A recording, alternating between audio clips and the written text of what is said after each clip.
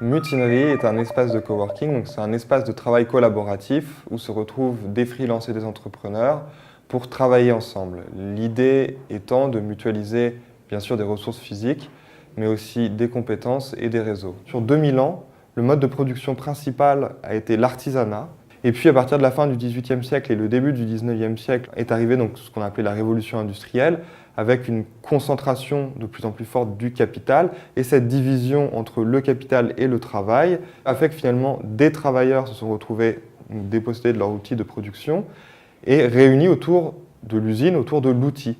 Cette manière de produire, cette mentalité est restée encore très présente aujourd'hui dans les grandes entreprises. Et ce qu'on constate aujourd'hui, et c'est très intéressant de faire l'expérience dans ces lieux de travail comme les espaces de coworking, comme ici à Mutinerie, c'est qu'on voit de plus en plus apparaître ces nouveaux artisans, qu'un développeur indépendant, quelqu'un qui fait du web design en freelance, c'est vraiment un artisan. Et il échange avec sa communauté, qui n'est non plus son village, mais qui est une communauté dématérialisée. Donc c'est ça le grand shift qu'il faut comprendre, c'est qu'on voit réapparaître ces modes de production artisanale qui finalement sont émancipateurs pour celui qui travaille parce qu'il n'est pas instrumentalisé.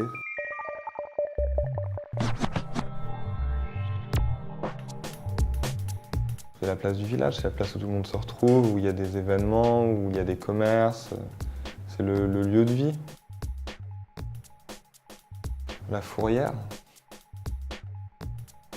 Le vélo. Quand je suis sur mon vélo à Paris, c'est les moments où je suis avec la ville.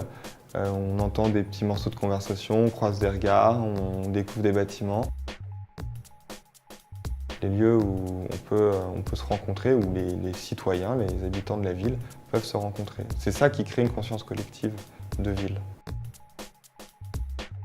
Ce qui serait bien de repenser, c'est cette espèce de migration quotidienne que font des millions de personnes pour aller de leur domicile à leur lieu de travail.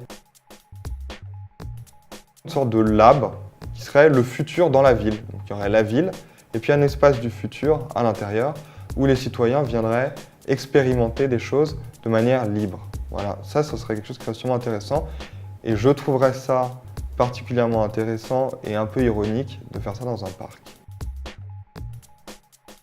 Peut-être que ça s'appellera plus la banlieue en fait, ce sera peut-être juste la continuité de la ville. La ville connectée, la ville intelligente. Un livre qui s'appelle Smart Cities de Anthony Townsend. Connectée, créative et solidaire.